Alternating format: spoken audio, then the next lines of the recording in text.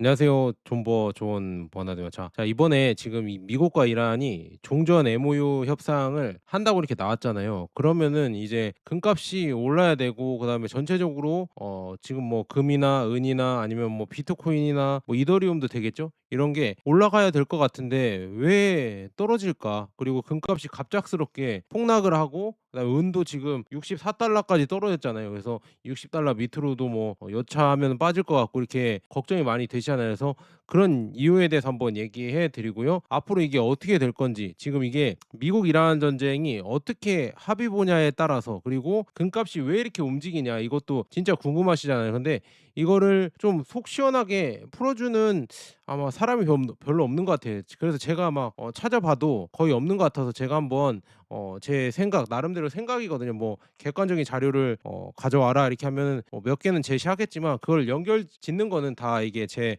어떻게 보면은 주관적인 생각이 있으니까, 그런 거 한 번씩 들어보시고 여러분들도 한번 생각을 해 보세요. 그리고 동의하시면은 뭐 좋아요랑 구독 한 번씩 부탁드리고요. 그래서 지금 보면 과연 미국이 지금 이란이랑 종전 MOU 이거 협상을 한다고 이걸 밝혔었잖아요. 그래서 뭐 군사작전 즉시 중단하고, 뭐 60일 최종 협상하고, 해상 봉쇄 완화하고, 그다음에 호르무즈는 뭐 60일 동안은 무료로 개방을 하고, 60일 이후에는 통행료가 어떻게 될 것인가 이거는 아직 모르고, 그다음에 핵무기 개발 금지, 그다음에 제재 완화와 동결 자산 풀어주고, 그다음에 재건도 해주겠다, 뭐 이런 얘기가 나왔잖아요. 그래서 주요 이렇게 초간단으로 요약을 해봤는데, 미국과 이란은 그러니까 군사작전을 즉시 중단한다. 그래서 60일 안에 협의를 본다 이렇게 얘기했죠. 그다음에 해상봉쇄를 30일 내에 해제한다. 그러니까 이제 거의 다 이제 철수를 하고 끝낸다는 얘기죠. 그다음에 이제 호르무즈 해협을 60일간 이 무료 통항을 보장한다. 근데 이게 중요한 건 60일 뒤에는, 60일 이후에는 사실상 이제 통행료 있잖아요. 통행료를 부과할지 말지는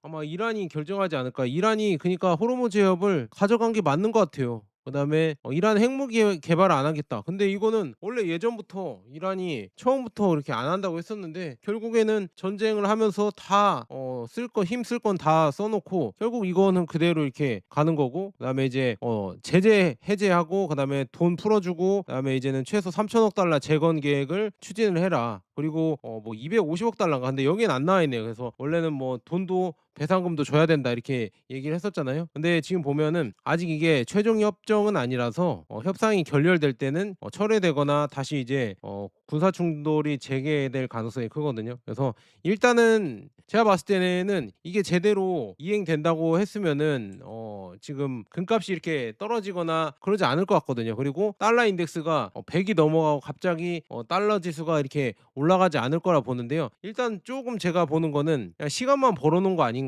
이게 지금 이렇게 MOU 협상, 왜냐하면 이 MOU 협상 여러분들 한 번씩 읽어 보시면은 진짜 미국이 완전 진짜 초초초초초 양보를 해서 이 법안이 나온 것 같거든요. 그러니까 이거를 믿을 수가 있을까? 이렇게 되면은 미국 좋아하시는 분들은 제 얘기에 이렇게 동의를 안 하시겠지만, 미국이 진짜 거의 사실상 항복을 한 거예요. 이제 못 하겠다 해서 항복을 한 지금 내용 같은데, 과연 이게 MOU 협상이 제대로 될 수가 있을까? 미국이 거의 항복한 것 같은데? 그래서 그렇게 좀 의문이 들었거든요. 근데 지금 이거는 시간 끌기만 하고 결국에는 다시 또 이제 전투, 군사 충돌이 재개되지 않을까. 그러니까 지금 시장도 그렇게 반응하는 거 아닌가? 금값이 이렇게 떨어지고 은값이 떨어지는 이유도 그런 이유지 않을까 이렇게 보고 있고요. 그다음에 이제 또 하나의 이유는 이 케빈 러시 의장이 FOMC를 했잖아요. 근데 금리 동결로 이제 달러 강세를 유지하겠다 이렇게 얘기를 하면서, 근데 지금 중요한 건 이게 오래 갈 것인가, 이거를 한 번씩 생각해 봐야 되는데, 지금 당장 금리를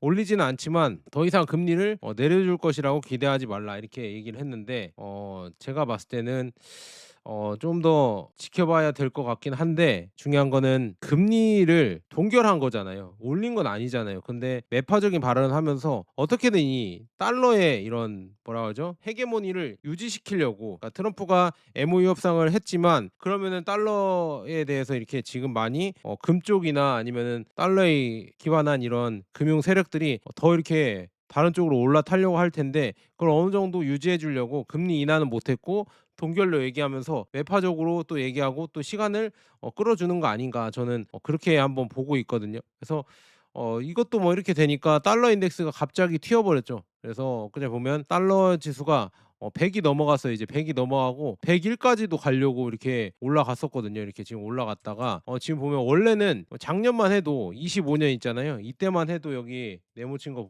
보시다시피 달러 약세가 주된 우리 금이나 은 미국 주식 투자하시는 분들 주식 투자하시는 분들은 이걸 주목했었잖아요. 달러가 약세되고 있다. 그리고 워렌 버핏도 달러가 지옥으로 가고 있다. 이렇게 달러 가치가 떨어지면 안 될 테 이렇게 걱정을 했는데 바로 이 이란 전쟁으로 이걸 유지시키려고 이렇게 가고 있죠. 네, 조금 이제 보니 단기 추세는 돌려놓은 것 같아요. 여기 단기 추세는 달러가 이렇게 원래 떨어졌었는데 살짝 달러 지수 추세를 돌려놓은 것 같다. 하지만 이 지금 보면은 앞으로 계속 갔을 때는 과연 달러의 강세를 계속 유지할 수가 있을까요? 저는 약세 쪽으로 간다고 저는 보고 있거든요. 근데 지금은 그래도 미국을 위시로 한 이 달러 위에 있는 금융 세력들이 이거를 유지하려고 진짜 안간 힘을 쓰고 있는 거 아닌가 저는 그렇게 보고 있습니다. 그래서 그런 것 때문에 지금 금 가격이 많이 원래는 종전 합의를 하고 올라갔어야 되는데 올라가지 않고 지금 계속 또 조정을 하고 있죠. 그래서 금값이 4,169달러 선물이 금 선물 차트인데 이게 내려온 거 봤을 때는 지금 추세도 계속 내려가고 있고 최후의 이런 전투 같습니다. 이 금값을 어떻게든 잡아놓고 눌러 놓으려는 세력과 금을 또 이제 키우려는 세력들의 최후의 이 전투이지 않을까 저는 그렇게 보고 있습니다. 아직까지는 지금 보면 이 금값을 결정하는 데가 서방 쪽이 결정을 하고 있잖아요. 근데 이제 점점 이것도 가져오려고 중국이 이제 위안화 결제 시스템이나 아니면 홍콩이나 싱가포르 이쪽을 그리고 상하이 이쪽을 실물 금과 은 거래소를 만들고 있잖아요. 그다음에 선물 거래소도 만들면서 결국엔 이제는 서방의 이 가격 결정권도 이제 가져오려고 하고 있으면 근데 이게 아직은 지금 바로 그렇게 안 되니까 이 가격으로 계속 이제 금에 대해서 장난을 치는 거죠. 그러니까 여러분들이 힘든 이유가 다 이런 겁니다. 실제랑 다르게 이렇게 금으로 이렇게 장난을 쳐 버리면서 결국에 계속 가격을 빼면서 아직까지도 이제 달러의 세력을 유지하고 있으니까 달러를 좋아하는 이 세력들이 계속 그걸 유지하려고 이렇게 지금 금값을 누르고 있다 이렇게 볼 수가 있습니다. 그래서 달러 인덱스가 올라 버리니까 또 우리의 환율은 또 다시 튀고 있죠. 그래서 이 환율이 지금 걱정이 됩니다. 그래서 환율 얘기도 다음에 또 해드려야 되는데 원래는 지금 보면 SK 하이닉스나 삼성전자가 이렇게 잘 가면은 당연히 환율이 잡혀야 되거든요. 네, 환율이 잡히지 않고 있다 이렇게 봤을 때는 뭐 달러 인덱스도 올라가고 있는 지금 상황도 있고 그다음에 우리나라가 또 이제 환율을 잡으려고 하면은 중국처럼 돈을 많이 안 풀어야 되는데 계속 돈을 풀고 있죠. 돈을 풀고 있으니까 원화의 가치는 어찌 됐든 달러 약세가 되든 말든 계속 떨어지고 있기 때문에 이 환율의 이런 상승을 잘 제어를 못하고 있는 지금 상황이다 이렇게 볼 수가 있습니다. 그래서 이것도 봤을 때 우리나라가 진짜 제일 걱정되는 게 만약에 이제 달러 세력에서 이제 달러 세력들이 금이나 아니면은 위안화나 아니면 다국화 시대의 이런 패권이 전환될 때 그쪽으로 자본이 옮겨갈 때 우리나라가 과연 혜택을 받을 수가 있을까? 저는 혜택을 받을 수 있다. 그래서 우리나라 주식이나 이런 게 앞으로 미래가 밝다 생각은 하지만 이 환율 면에서 과연 이거를 잘 지켜낼 수 있을까? 이거는 솔직히 모르겠습니다. 그래서 이게 가장 걱정되는 지금 상황인데 우리나라가 금도 모으지 않고 있고 그런데 미국 국채는 많이 들고 있어서 이게 좀 많이 걱정이 된다 이렇게 말씀드립니다. 그리고 여러분들 트럼프가 거의 뭐 항복을 시인한 거나 마찬가지거든요. 왜냐 6월 17일 날 프랑스에서 이 G7 정상회의가 열렸는데 거기서 이제 트럼프 대통령이 "우리는 사주치의 비축량밖에 남지 않았다. 정말로 바닥 날 뻔했다. 그랬다면 진짜 아수라장이 됐을 것이다." 이렇게 발언을 했습니다. 그래서 이런 걸 봤을 때 이란 전쟁을 오래 끌 수는 없다. 이거를 거의 뭐 트럼프가 시인한 거나 다름없거든요. 그래서 첫째는 이 에너지 독립 국가를 자처하던 이 미국조차도 이 호르무즈 봉쇄 앞에서는 이 세계 에너지 시스템과 운명을 공유한다는 사실이 이제 공식적으로 트럼프가 이렇게 얘기한 걸 봤을 때 확인되었습니다. 무슨 말인지 아시겠죠? 그래서 이제 미국조차도 비축량이 얼마 안 남았다. 그러니까 원유 저장 시설에 재고가 얼마 안 남았다. 이거를 시인했고 그다음에 둘째는 이 발언은 이란이 전략적으로 승리에 가까운 결과를 거두었음을 간접적으로 인정한 것이다. 그래서 뭐 레리 윌커슨, 다니엘 데이비스, 더글라스 맥그리거, 존 미어샤이머 뭐 이런 교수가 이 지정학적 전문가들이잖아요. 이 사람들이 이 미국의 이 군사적 압박에도 불구하고 이란이 전략적으로 버텨낼 수 있었던 것은 결국에는 이런 에너지 호르무즈 해협을 잡고 있어서이기 때문이다." 이거를 얘기를 했거든요. 그리고 "시간을 끌면은 시간은 일한 편이다." 이것도 거의 뭐 여기서 이제 드러난 거죠. 트럼프 발언에서 거의 드러났다 이렇게 볼 수가 있습니다. 자, 그래서 이제 종전 협상을 하잖아요. 그러면은 이 이란의 이 동결된 자산, 이 달러 이거를 풀어 줘야 되거든요. 그래서 해외의 뭐 동결 자산이 이란 측 주장에는 총 1,000억 달러 이상이 동결돼 있다 이렇게 얘기를 했고요. 근데 전문가 추정에는 훨씬 그보다 낮은 금액이다 뭐 이렇게 얘기를 하고 있고, 그래서 이런 여러 가지 봤을 때 이것도 협상을 해서 아마도 풀어 줘야 될 것 같고, 그래서 이거는 뭐 정확한 금액은 모르겠지만 동결된 자산도 풀어 주겠다 이렇게 얘기를 했었고, 근데 지금 보면 이 자산 동결 몰수가 이제 달러 신뢰에 미치는 영향은 어떻게 됐을까? 이 문제는 이 단순한 이란, 미국 양자 간의 이 문제를 넘어서 이 달러를 기축 통화로 유지하는 핵심 전제인 규칙 기반 질서와 이 법치에 대한 신뢰를 직접 건드리는 사안이거든요. 그래서 이 트럼프 대통령 본인도 이 딜레마를 인식했습니다. 달러 강세를 원한다면 이 타국 자산을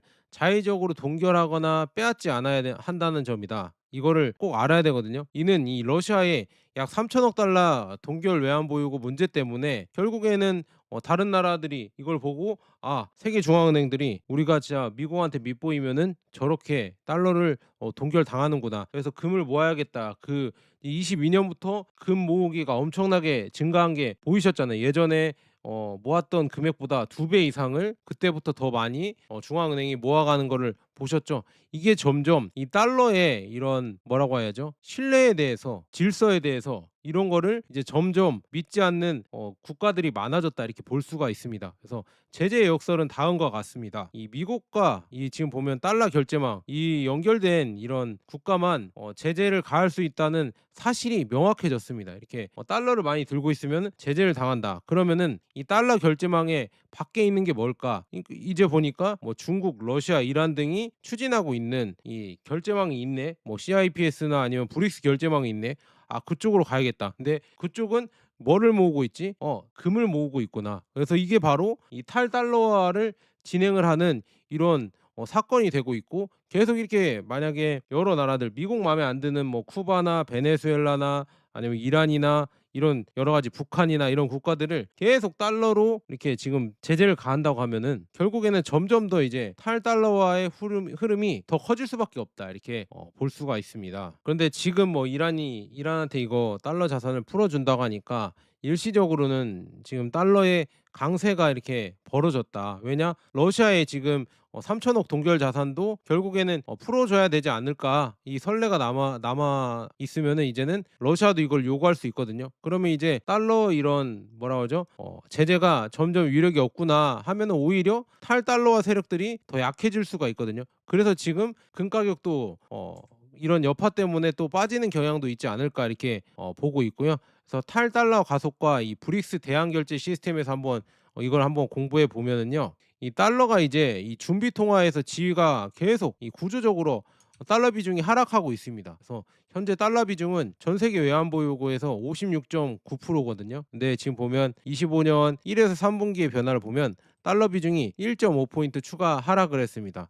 장기 추세로 볼 때는 2000년대 초 달러 비중이 약 70%였던 것에서 지금 10%가 감소를 했다 이렇게 볼 수가 있습니다. 그리고 중요한 거는 이 비중은 감소했지만 달러의 이 절대 규모는 여전히 증가하고 있어서 그렇게 크게 붕괴라고 할 수는 없겠지만, 그래도 달러 지배력이 점점 완만하게 약화가 되고 있다. 근데 이게 완만하게 약화가 되다가 이거를 완만하게 약화된다고 이게 영원히 이렇게 갈 거라고 생각하시면 안 돼요. 이 지금 패권이 바뀔 때는 완만하게 가다가 확 바뀝니다. 무슨 말인지 아시겠죠? 이렇게 바뀔 때 금값은 이렇게 완만하게 가다가 이렇게 올라갑니다. 무슨 말인지 아시겠죠? 이거를 잡을 수 없어요. 이 상황에서 이 타이밍을 노린다? 잡을 수 없습니다. 그냥 여기서 꾸준히 보유한 사람들이 이거를 갖고 가는 겁니다. 여러분들 보셨잖아요. 삼성전자나 하이닉스도 여기서 이제 꾸준히 갖고 간 사람들이 이거를 먹을 수 있잖아요. 물론 여기서 이렇게 조금 늦더라도 들어가겠다 하면은 이렇게 좀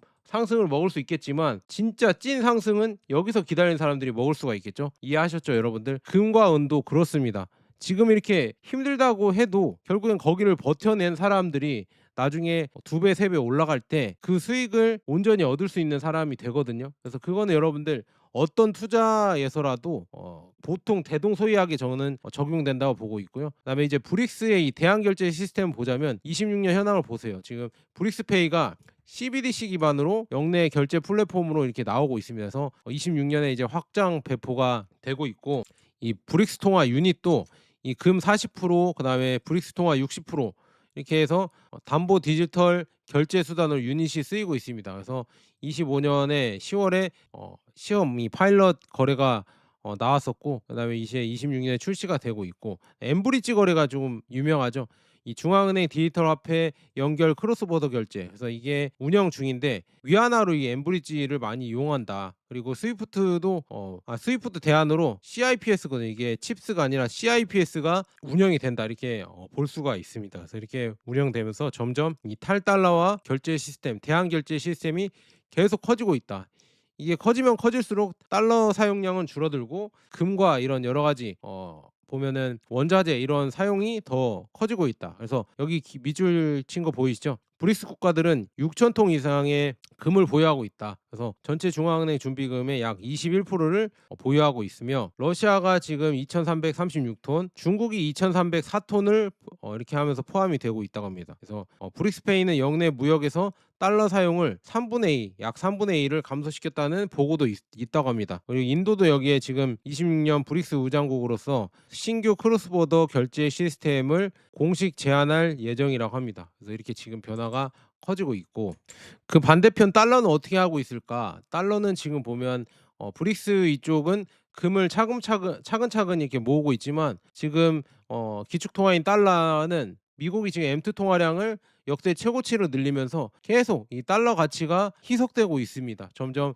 M2 통화량 늘려가면서 지금 뭐 과잉 통화 공급을 하고 있고요. 그다음에 에너지 위기발 인플레이션 압력이 겹치면서 이 달러의 실질 금매력이 계속 침식되고 있습니다. 이거는 계속 지금 진행되는 이런 상황이거든요. 그래서 이런 걸 봤을 때 달러의 가치는 계속 떨어지고 있구나, 이걸 볼 수가 있고요. 그다음에 이제 이 달러 세력들의 올라탄 이 나라가 있는 것 같아요. 지금 보면은 이 종전 합의를 하려고 하는데도 계속 이 헤즈볼라랑 이스라엘이 계속 충돌을 하고 있죠. 이 종전 합의를 동의를 못하는 세력이 이스라엘입니다. 그래서 이렇게 지금 계속 레바논 이쪽을 공격을 하면서 들어가고 있거든요. 그래서 지정학적으로 이 지금 달러의 이 헤게모니를 뺏기지 않기 위해서 아마도 이런 세력들이 움직이는 거 아닐까. 지금 레바논 변수가 있잖아요. 미국이랑 이란이랑 MOU 합의를 맺으려고 하는데 이스라엘이 레바논 폭격을 하면서 공습을 하고 이렇게 하니까, 이란 외무장관 아라그치가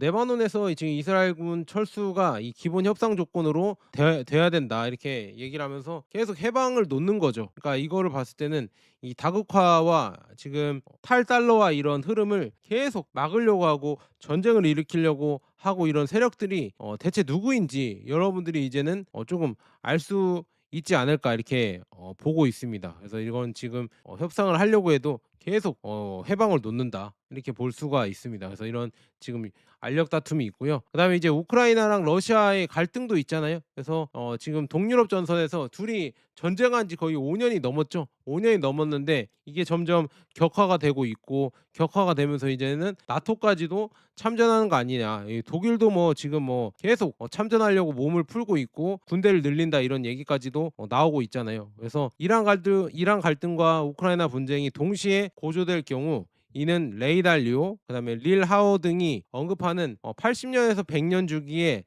네 번째 전환기가 올 것이다. 그러니까 글로벌 세계 질서의 근본적인 재편이 될 수가 있다. 이거를 잘 봐야 된다, 이게 경고를 하고 있거든요.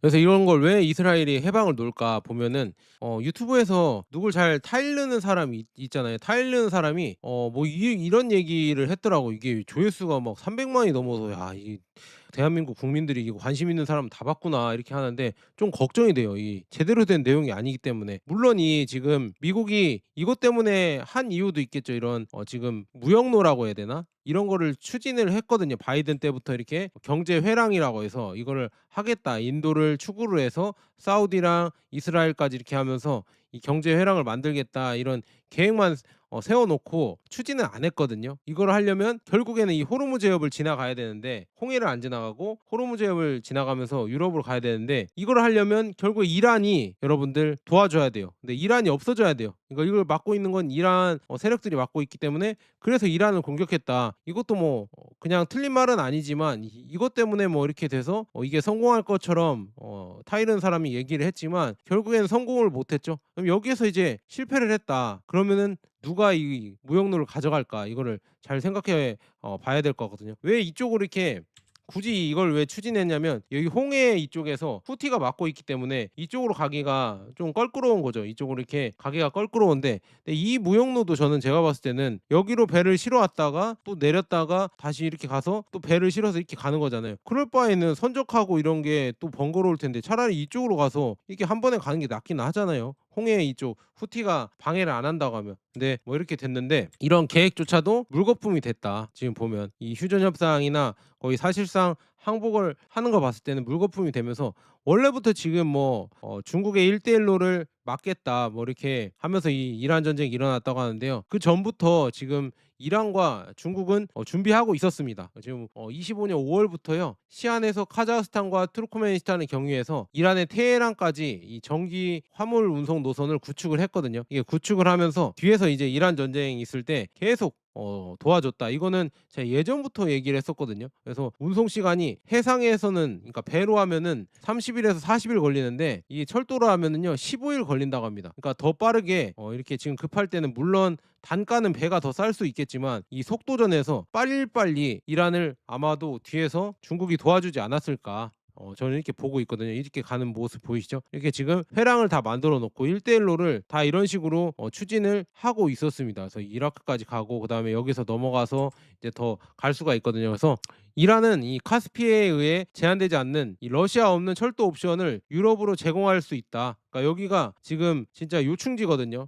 유럽으로도 갈 수 있는 요충지고 그다음에 중동이나 아프리카로 갈 수 있는 이 요충지이기 때문에 이란이 진짜 중요한 장소이거든요. 그래서 이거를 지금 미국과 이런 세력들도 먹으려고 했었고 그다음에 중국이랑 이 세력들 러시아랑 이 세력들도 먹으려고 했는데 중요한 거는 이제는 미국이 만약에 여기서 철수한다고 하면은 이 지금 이 지역은 아마도 중국이나 러시아 세력이 먹지 않을까 그렇게 보고 있으면서 새로 건설된 CKU 철도와 투르크메니스탄을 통과하거나 아프가니스탄을 통과하거나 카자흐스탄 플러스 투르크메니스탄을 통과하거나 파키스탄을 통과할 수 있다. 그래서 여기는 지금 이란은 이걸 통과해서 이란을 통과해서 GCC 국가들과 그다음에 이집트로도 갈 수 있게 이렇게 지금 1대1로를 추진을 하고 있었습니다. 자, 이런 식으로 지금 1대1로가 추진되는 게 보이시죠? 그래서 지금 이란은 미국의 항만봉쇄로 인한 영향을 완화하기 위해서 철도를 통해서 중국과 이미 교역을 하고 있었어요. 그래서 철도를 통해서 이렇게 교역을 계속 하고 있었습니다. 그래서 이거 보시면 교역을 계속 하고 있었다는 거 지금 여기 보이시죠? 이렇게 지금 철도로 다 연결이 되는 거예요. 이게 연결되면서 여기 지금 뭐 이라크를 지나서 쭉 가면은 사우디 이쪽 지나서 이렇게 가면 결국에는 이집트까지도 갈 수 있다. 이렇게 볼 수 있으면 여기 지금 이스라엘을 안 거쳐서 이렇게 이런 식으로 가는 걸로 가고 있기 때문에 결국에 이것 때문에 뭐 전쟁이 터졌다고 하면 터졌을 수도 있겠죠. 하지만 결국에는 이제 이 끝으로 갔을 때는 누가 이 지금 이란을 차지하고 그다음에 이 중동의 패권을 누가 가져갈 것이냐. 이거는 제가 봤을 때는 중국이 가져가지 않을까요? 이런 얘기하면 싫어하시겠지만 지금 이런 흐름으로 지금 가고 있는 게 팩트죠. 그래서 이런 식으로 지금 가고 있습니다. 이 회랑 아까 말한 이 카스피해를 거쳐서 가는 회랑이 있습니다. 이거를 또 다른 데로 갈 수 있게 이렇게 지금 중국이 여러 군데를 추진하고 있다는 거는 팩트다 이렇게 볼 수가 있습니다. 이것도 하나의 좀 회랑이긴 하지만 중국이 추진하는 건 여러 군데로 왜냐 이 지금 뭐 영토 여러 군데 혹시나 분쟁이 생기거나 하면 다른 루트도 필요하니까 그렇게 지금 계속 1대1로를 더 많이 개척을 하고 있다. 그래서 이런 지금 중동에 만약에 1대1로가 연결되고 그다음에 중국이 계속 이쪽으로 들어오고 그다음에 원유 거래도 활발히 된다고 하면요. 이미 지금 보면 위안화 결제 있잖아요. 예, 국경 간의 위안화 결제가 계속 늘어나고 있습니다. 이란이랑 거의 100% 위안화 결제를 하고요. 페트로 위안으로 사우디랑도 45%. 그래서 달러가 지금 여기에 52%고요. 그다음에 이 위안화가 41%가 됐다고 합니다. 이 결제 시스템에서 위안화가 이렇게 많이 결제 비중이 올라갔다. 그럼 점점 더 이제 페트로 달러의 위상이 중동에서 GCC 국가들에서 내려오겠죠. 그래서 이런 지금 변화를 겪고 있다 이렇게 볼 수가 있습니다.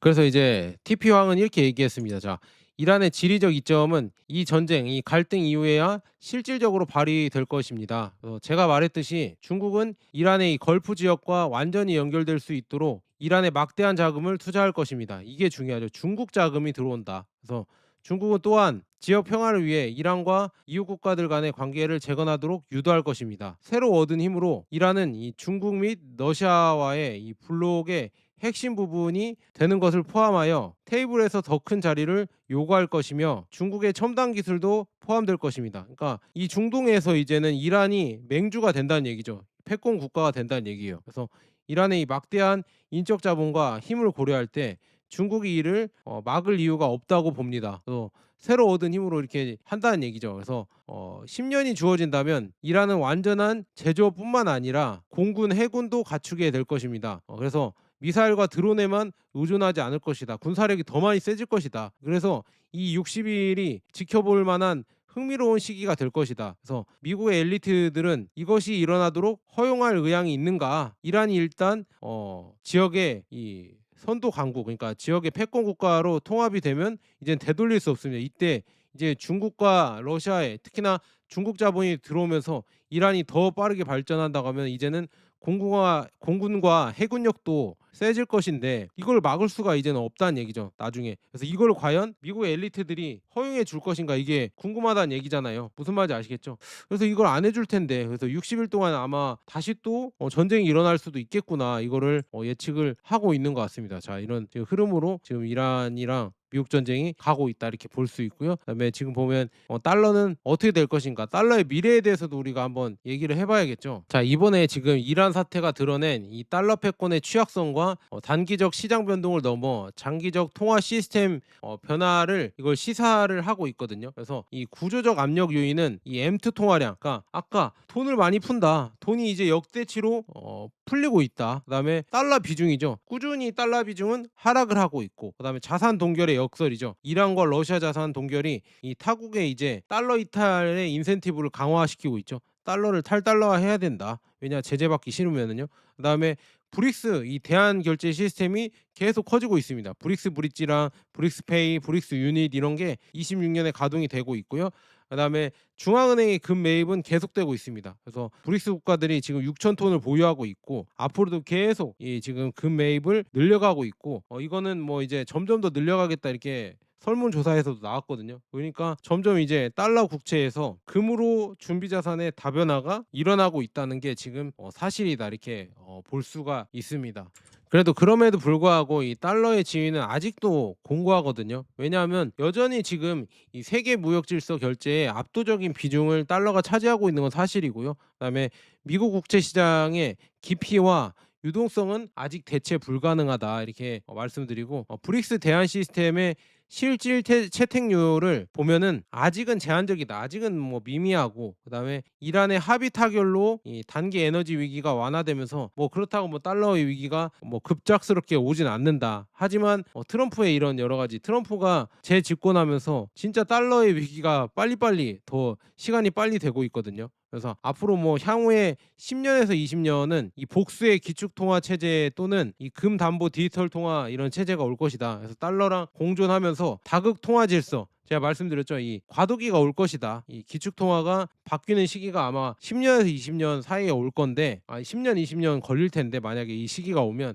그때 금 가격은요 상상을 초월하게 바뀌지 않을까 저는 그렇게 보고 있습니다. 근데 여러분들이 그렇게 생각 안 하시면은 할 말은 없고요. 그래서 지금 금이 지금 조정을 하고 있잖아요. 계속 이렇게 떨어져 갖고 조정을 하고 있는데 이 계절성으로 보면은요 데이터를 한번 분석을 해봤어요. 26년 데이터를 26년치 데이터를 이렇게 분석을 해보니까 금의 이 계절성 패턴이 있습니다. 보면은 금이요 여러분들 6월에 가장 약한 달이었다고 합니다. 6월에 매우 약세라고 합니다. 그래서 지금 6월에 지금 빠지는 게 당연히 이제 역사적으로 봤을 때 이 계절로 봤을 때 가장 많이 빠졌었거든요. 그러니까 이게 약한 달이니까 이때는 '값이 싸졌구나.' 이렇게 생각하시면 될 것 같아요. 그리고 7월, 8월, 9월 뭐 12 월까지 갈수록 강세가 되니까 이런 걸 봤을 때는 6 월이 오히려 기회가 되지 않을까 이렇게 보고 있습니다. 자, 여기까지 지금 오늘 지금 금가격이 왜 조정을 했고 왜 금과 은이 하락을 했는지 얘기해 드리면서 전체적인 이런 세계 전쟁과 이 패권 흐름을 말씀드렸잖아요. 그래서 이런 이슈들이 있을 때 제가 이렇게 정리해 드리면서 금가격을 이렇게 말씀드릴게요. 그리고 가끔 제가 이제 멤버십 영상도 올려드리는데 멤버십 이렇게 매번 이렇게 가입해 주셔서 정말 감사하고요. 여러분들 이거 하나씩 가입해 주시면 제 거 이 메가 커피 한 잔 마실 수 있거든요. 그래서 여러분들 한 번씩 커피 가격이라 생각하고 해 주시는 분들은 후원해 주시면 정말 감사하겠다 이렇게 말씀드리고요. 그다음에 이제 나는 뭐 멤버십 말고도 그냥 도와주고 싶다 하시면은 제가 링크 한 번씩 올려 드리니까 왼쪽 하단 클릭해 주시면은 뭐 책이나 아니면은 뭐 금이나 은이나 이런 거 올려 드리고 한번 이렇게 클릭해서 들어가시면은요. 거기서 이제 다른 거 사 주셔도 저한테 좀 도움이 되니까 한 번씩 부탁드립니다. 자, 지금 보면 이 갑작스러운 이 금값이 폭락을 해서 여러분들이 많이 걱정을 하셨지만 저는 크게 걱정하실 필요가 없다. 앞으로 장기적으로 봤을 때에는 이 하락은 그냥 단기의 이런 변동성에 불과하지 뭐 크게 뭐 이거 갖다 걱정하실 필요는 없다고 봅니다. 그리고 투자는 여러분들 제가 누누이 말씀드리지만 단기 자금으로 투자하는 게 아니에요. 그런 거는 그냥 현금으로 들고 계셔야 됩니다. 투자는 진짜 내가 던져 놔도 아무렇지 않은 돈으로 하셔야 돼요. 그렇지 않고서 뭐 단기적으로 뭐 넣었다 뺐다 해서 바로 올라야 되는데 이렇게 홀짝 게임 하실 거면요. 금은 절대 하지 마셔라. 이렇게 말씀드립니다.